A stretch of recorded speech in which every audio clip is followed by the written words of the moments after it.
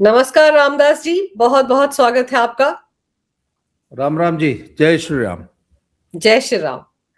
रामदास जी, राजदीप सरदेसाई को क्या हो गया है? अचानक वो राहुल गांधी पर भड़क उठे हैं कि ये तो बड़ी तथ्य विहीन राजनीति करता है, डर की राजनीति करता है, आशंका की राजनीति करता है। तो जी राजदीप जो है उसको, एक तो ये है पेड एजेंट्स। राजदीप पत्रकारिता का वो चेहरा है जो पैसे देने पर ही बोलता है, और ये एक ब्लैकमेलिंग का तरीका है उनका कि एक बयान अब दे दिया तो कहेंगे अरे यार राजदीप को पैसा पहुंचाओ। तो राजदीप बिना पैसे के बोलता नहीं, तो राजदीप को लेने होंगे। अब इन्होंने आलोचना कर दी है तो अब गवर्नमेंट या तो उनका एडवर्टीजमेंट बढ़ा देगी या कुछ करेगी। आपको मालूम है 1000 तरीके होते हैं। जो पहले जी न्यूज में था, आजकल दूरदर्शन में गया है। सुधीर चौधरी ये क्या कर रहा था? ये अपने मीडिया हाउस के लिए क्या कर रहा था? जो 200 करोड़ रुपए वसूल रहा था। इतना बड़ा पेट नहीं है। आप तो खुद पत्रकारिता में रही, आपको पता है कि सुधीर चौधरी का इतना बड़ा पेट नहीं है कि वो 200 करोड़ रुपए बचा लेगा। वो तो अपने उस मीडिया हाउस के लिए दलाली कर रहा था ना, और जेल काट के आया।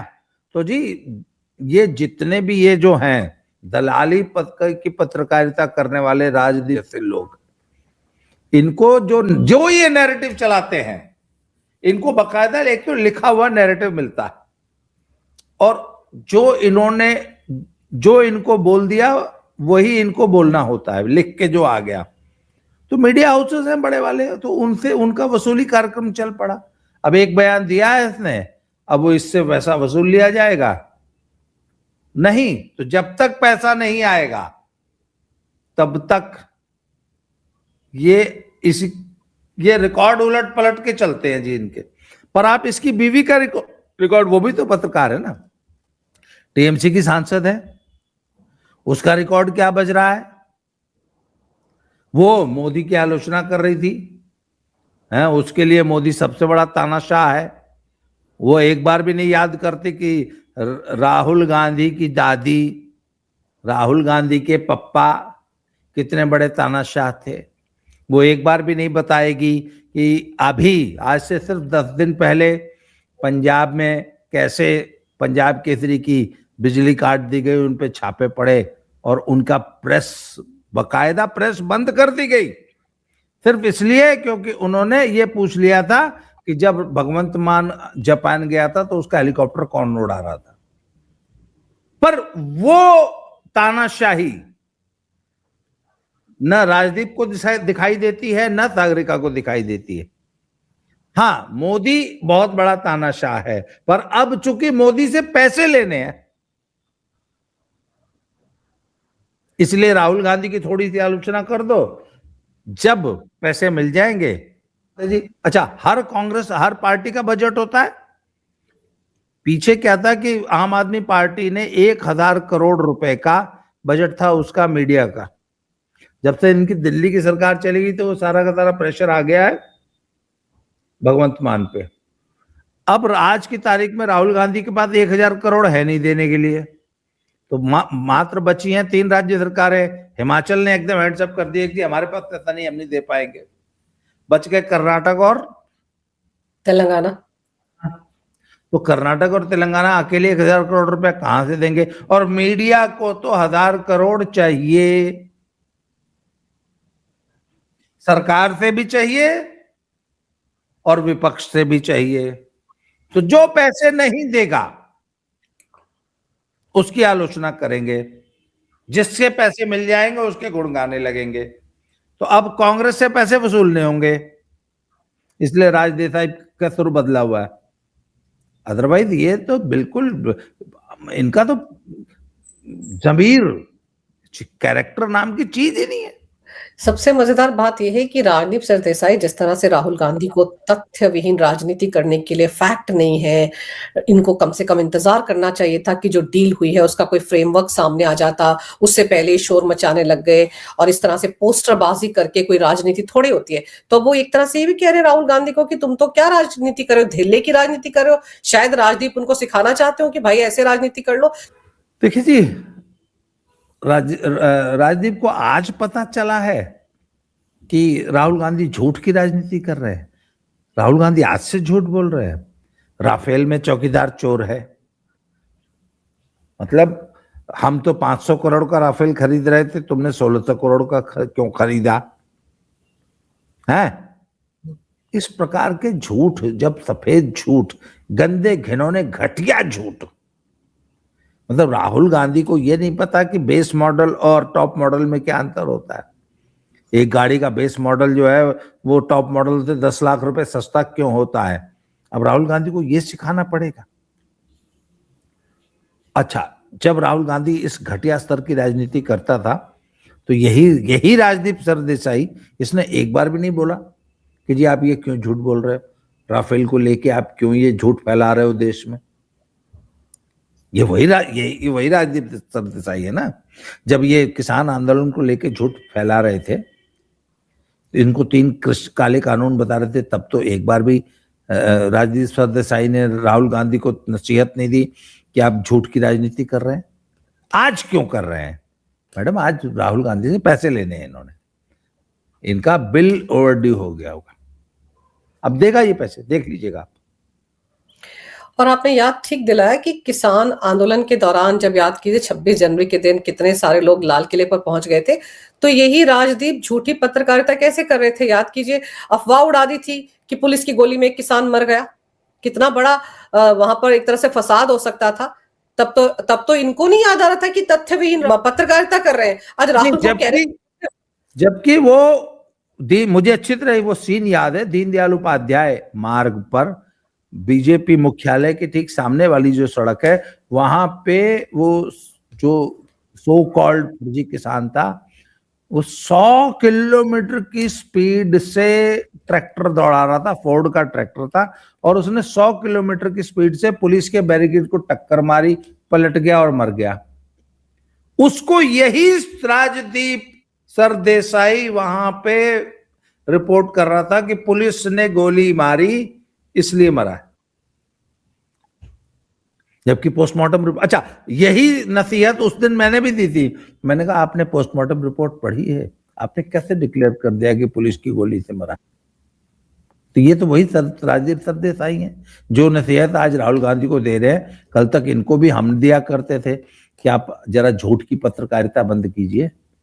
आपने पोस्टमार्टम रिपोर्ट देखी, आपने पुलिस की रिपोर्ट देखी, आपने कैसे डिक्लेयर कर दिया कि किसान पुलिस की गोली से मरा, जबकि सरेआम वीडियो में दिखाई दे रहा है कि वो बैरिकेड से टकराया और ट्रैक्टर पलट के मर गया। तो जी ये है राहुल गांधी, इसकी राजदीप सरदेसाई की पत्रकारिता। पर रामदास जी, अभी जो माहौल बना हुआ है, आप देखो ना, पिछले 4-5 दिन में संसद में किस तरह का तमाशा हुआ। और राहुल गांधी जब बैनर पोस्टर लगा लगाकर संसद में तमाशा कर रहे थे, रवनीत बिट्टू को कह रहे थे कि ये तो ट्रेटर है, पीएम मोदी को क्या कुछ नहीं बोल रहे थे, नरवणे का मामला उन्होंने उठाया, तब यही राजदीप सरदेसाई जैसे पत्रकार उनको चने के झाड़ पर चढ़ा रहे होंगे। राहुल गांधी कहां से स्क्रिप्ट लेकर आते हैं? यही लोग तो लिखते हैं उनकी स्क्रिप्ट। और उसके बाद जब पूरा मुद्दा फ्लॉप हो गया, क्योंकि अब जैसे फ्रेमवर्क आ गया कि डील क्या हुई, और एग्रीकल्चर सेक्टर खोला ही नहीं है मोदी सरकार ने, डेयरी सेक्टर भी नहीं खोला है, तो अब इनको लग रहा है कि इनको तो लेने के देने पड़ गए, तो अब एक दूसरे को नसीहतें देते फिर रहे। उनको पूरी खबर है जी, सारे फैक्ट्स है, इनको सिर्फ झूठ की राजनीति ही करनी है। ये अभी भी मैं आपको बता रहा हूं, पंजाब में मैंने कहा ना चर्चा है कि एक नए फर्जी किसान आंदोलन की भूमिका लिखी जा रही है, और ये जबरदस्ती। एक बात बताइए, आज तक अडानी ने कितने किसानों की जमीन हड़प ली? साइलोज जब बने तो अडानी ने बाकायदा फुल पेज एडवर्टीजमेंट दिए थे कि we are not into the business of procuring grain and selling them. No, we are just operating silos, जो कि हम एफसीआई को किराए पर देते हैं। उसमें जो गेहूं चावल अनाज रखा जाता है वो एफसीआई का होता है, हम तो सिर्फ किराया वसूलते हैं। पर इन्होंने कहा कि नहीं, सारे ट्रेड पर ग्रेन्स के सारे ट्रेड पर अडानी कब्जा कर लेगा, फिर वही हमसे गेहूं सस्ते दाम में खरीदेगा, सारे बायर्स को भगा देगा और फिर वही गेहूं 100 रुपए किलो बेचेगा। ये एक झूठ फैलाया गया, जबकि अडानी का कोई मतलब ही नहीं था गेहूं खरीदने से। अच्छा, ये बात पूरी मीडिया को मालूम थी, पर पूरी मीडिया काले कानून का राग अलाप रही थी। आप बताइए, मीडिया ने एक बार भी पब्लिक को सच बताने की कोशिश की? 3 साल तक वो झूठ चला। आज भी ये अमेरिका के साथ जो ट्रेड डील हुई है उसमें डेयरी सेक्टर नहीं खुला है। वो कहते हैं जी किसान बर्बाद हो जाएगा, किसान। भैया, अमेरिका से हम वो प्रोडक्ट्स मंगाते हैं जो आपके यहां पैदा नहीं होते। एक सवाल है मेरा, आपका बासमती अमेरिका में बिकता है ना? जो पंजाब का किसान बासमती उगाता है वो अमेरिका खरीदता है ना? तो आप अपना बासमती अमेरिका बेचोगे, पर अमेरिका का उगने वाला सेब और एग्जॉटिक फ्रूट्स जो है वो नहीं खरीदोगे। मतलब अपना माल बेचना है अमेरिका में, अमेरिका का नहीं खरीदना। ये कौन सा लॉजिक हुआ, आप बताइए मुझे। और जहां तक मिल्क और डेयरी प्रोडक्ट्स की बात है, वो तो सरकार ने साफ मना कर दिया। जो दालें हमारे यहां प्रोड्यूस नहीं होती, दालें आती हैं,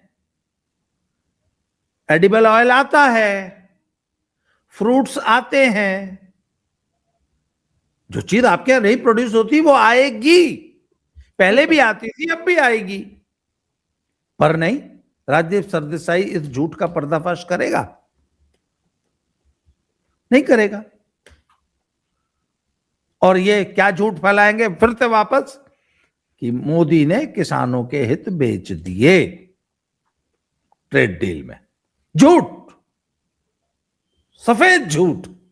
यही राजदीप फेक नैरेटिव चलाएगा और ये बोलेगा कि पंजाब में बोला जाता है कि ये जो सड़कें बना रहे हैं गडकरी जी, ये पंजाब के संसाधन को लूट के गुजरात, वहां पे ना अमृतसर जामनगर एक हाईवे बन रहा है, एक्सप्रेसवे है, उसके बारे में पंजाब के किसान जत्थेबंदियां ये कहती हैं कि पंजाब के संसाधन को लूट के गुजरात ले जाने के लिए ये रोड बनाया गया। अच्छा, तो क्या पंजाब का कौन सा संसाधन लूट के गुजरात चला जाएगा, बताइए जरा आप। और ये फेक नैरेटिव राजदीप सरदेसाई जैसे लोग ही चलाते हैं, इसलिए ये आज के बयान पे खुश होने की जरूरत नहीं है। चलिए, राजदीप सरदेसाई कुछ बुराई कर रहा है राहुल गांधी की, 2 दिन बाद ठीक हो जाएगा, गुणगान करना भी शुरू कर देगा। लेकिन कांग्रेस के अंदर भी तो राहुल गांधी ने जिस तरह की हरकतें की हैं संसद में, उससे बहुत से लोग नाराज है। सुना बहुत सीनियर नेता है जिनको राहुल गांधी की ये सब हरकतें पसंद नहीं आई है।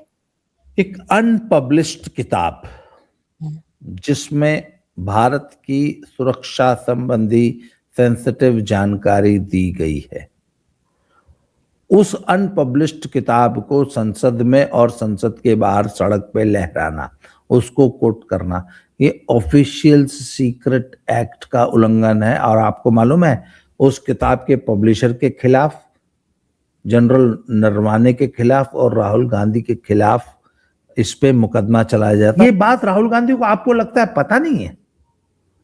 खूब पता है, खूब पता है। और वो जानबूझ के गवर्नमेंट को प्रोवोक कर रहा है कि किसी तरह गवर्नमेंट मुझे उठा के जेल में बंद कर दे। देखिए, राहुल गांधी को किसी भी कीमत पर सहानुभूति लेनी है। बहुत से चुनाव राहुल गांधी की पार्टी सिर्फ सहानुभूति की वजह से जीतती आई है। अगर आपको याद हो कि 84 में इंदिरा गांधी जी की मृत्यु से उपजी सहानुभूति, और जब नरसिम्हा राव बने थे, अगर उस साल, उस बीच चुनाव में अगर राजीव गांधी जी पर वो हमला, एसेसिनेशन उनका न हुआ होता, तो कितनी बुरी तरह हार रही थी। आपको याद होगा कि उस घटना से पहले का रिजल्ट और उसके बाद का रिजल्ट में जमीन में पूरा चुनाव पलट गया था। तो सहानुभूति पर चुनाव जीतना कांग्रेस की महारत है इसमें, और ये सहानुभूति के लिए कुछ भी कर सकते हैं। तो सहानुभूति के लिए जेल जाना चाहते हैं, पर मोदी जी भी बड़े पक्के हैं, बोले बेटा चाहे तुम कुछ कर लो, मैं तुमको जेल में नहीं डालूंगा।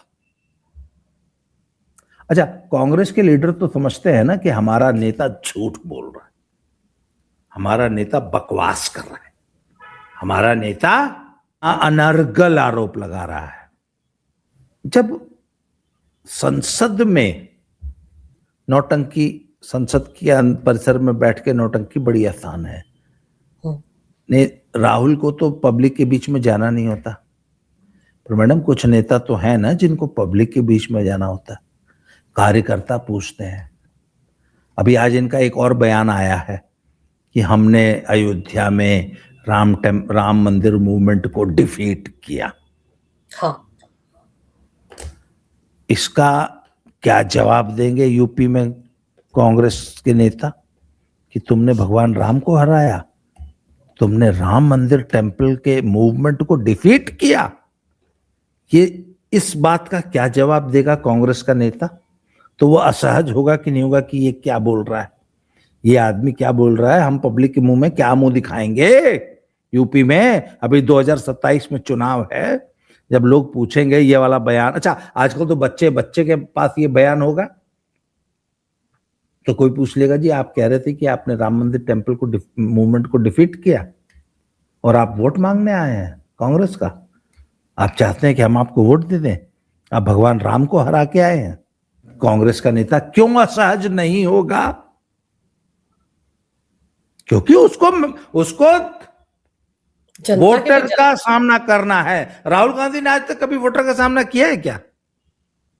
वो तो सरेआम बोल देता है तुम बीजेपी के आदमी हो, पत्रकारों को बोल देता है ये बीजेपी का पत्रकार है। अभी भी तो बोला था संसद भवन के बाहर, जब पूछा गया था कि ये जब अनपब्लिश किताब है आप इसके बारे में बात ही क्यों कर रहे हैं, वहां कहते तुम बीजेपी के आदमी हो ना, इसीलिए से सवाल पूछ रहे हैं।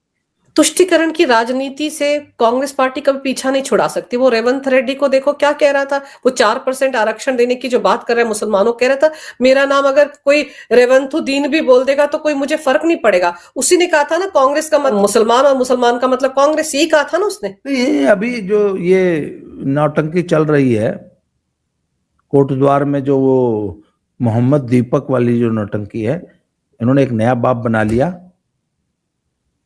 ये क्या है? मुस्लिम तुष्टीकरण का इससे बड़ा, इससे ज्वलंत उदाहरण क्या मिलेगा? और देखिए राहुल गांधी की और कांग्रेस की ये मजबूरी है। फैक्ट क्या है कि यूपी में अखिलेश और राहुल के बीच में एक रेस लगी हुई है कि कौन ज्यादा आगे बढ़ के मुस्लिम तुष्टीकरण करता है, और किसी भी कीमत पे कांग्रेस का रिवाइवल तभी होगा भारत में और यूपी बिहार में जब कांग्रेस अखिलेश और तेजस्वी से मुस्लिम वोट तोड़ लेगी।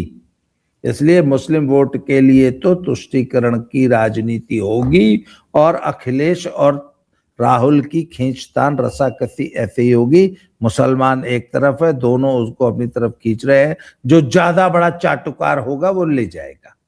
तो महाराष्ट्र में जो नतीजे आए, जिस तरह से AIMIM ने प्रदर्शन किया है, उससे तो लग रहा है ना कि मुसलमान उस तरफ जा रहा है, तो इसलिए और चिंता की बात है। मुंबई का मुसलमान उद्धव के पास भी तो आया ना, मुंबई के मुसलमान ने बीजेपी को हराने के लिए, शिवसेना को हराने के लिए उद्धव ठाकरे को वोट दिया ना।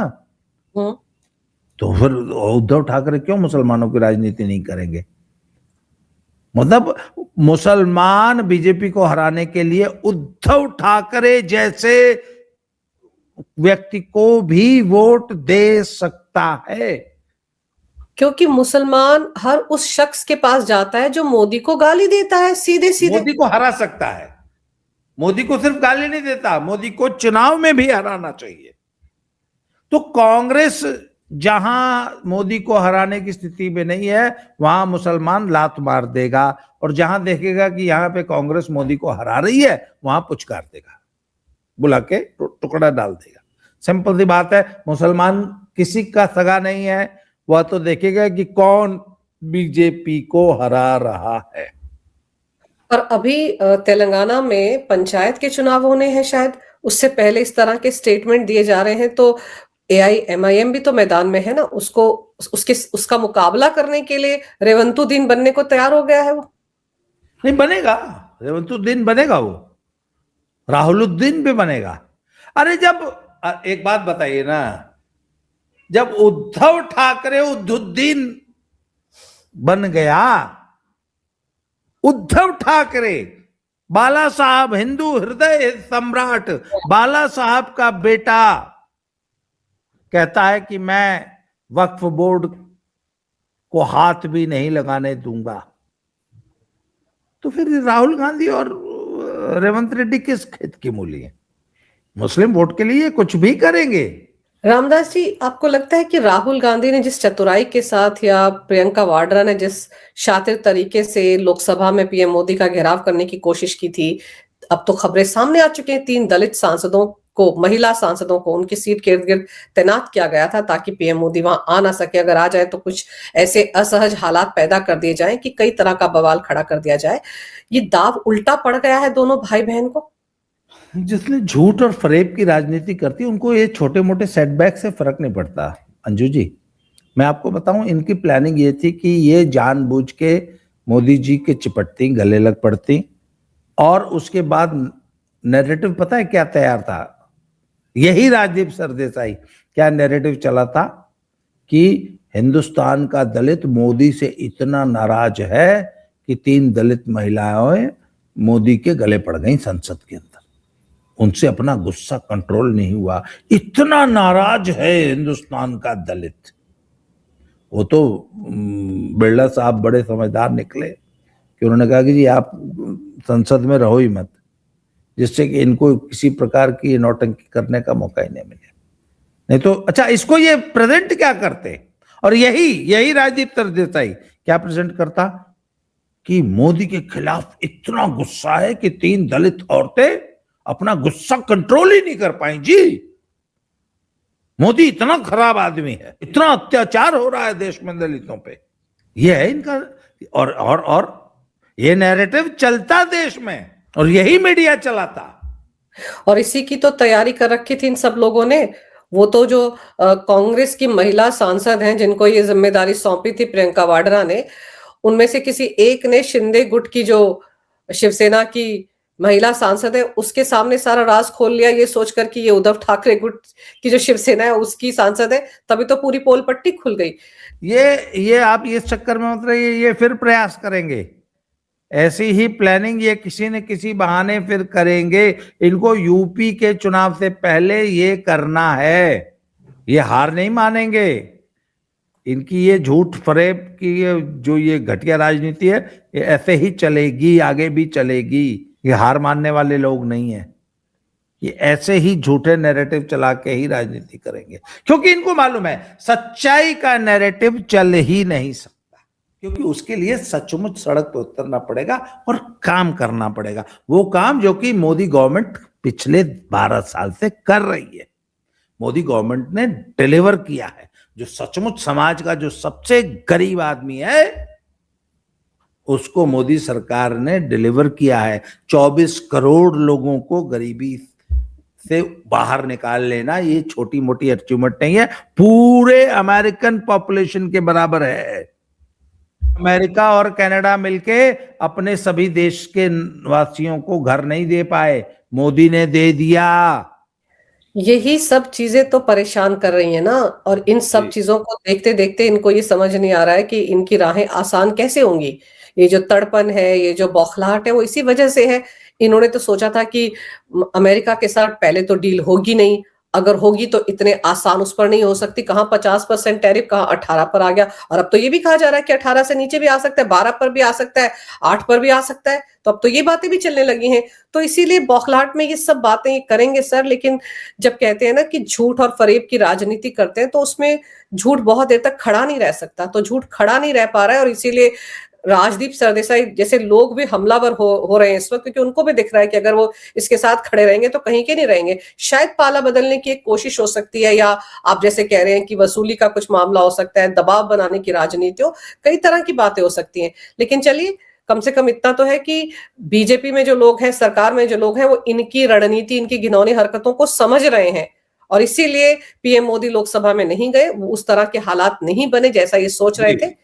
और अब जिस तरह से डील को लेकर पूरे खुलासे हो गए हैं, भले ही ये फर्जी किसानों को बैठा दें फिर से सड़क पर लाकर, लेकिन अब पूरी तरह से साफ तो हो गया है कि एग्रीकल्चर सेक्टर के लिए भी नहीं खुली है भारत की मार्केट, और ना ही डेयरी प्रोडक्ट्स के लिए। अब ये झूठ जितना मर्जी परोसे, लेकिन मुझे ऐसा लगता है कि मोदी सरकार के मंत्रियों की जिम्मेदारी है कि जाकर किसानों को ये बातें समझाएं, वरना वो 3 कृषि कानून जैसा हाल ना हो जाए कि आपने बोल दिया, आपको लगा लोगों तक पहुंच गया। तो इनको भी जा जाकर समझाना पड़ेगा कि ये हुआ है, क्योंकि पीएम मोदी ने जब 3 कृषि कानून वापस लिए थे रामदास जी, तब ये कहा था कि हम लोगों को बेहतर तरीके से समझा नहीं पाए। तो अब वो चूक नहीं होनी चाहिए, और उत्तर प्रदेश चुनाव से पहले तो कतई ऐसी चूक नहीं होनी चाहिए। लेकिन आपने समय निकाला, आपने बहुत विस्तार से इस विषय पर बड़ी अहम जानकारी मेरे दर्शकों को दी। आपका बहुत बहुत धन्यवाद। नमस्कार। भारत माता की जय। वंदे मातरम। जय श्री राम। जय श्री राम।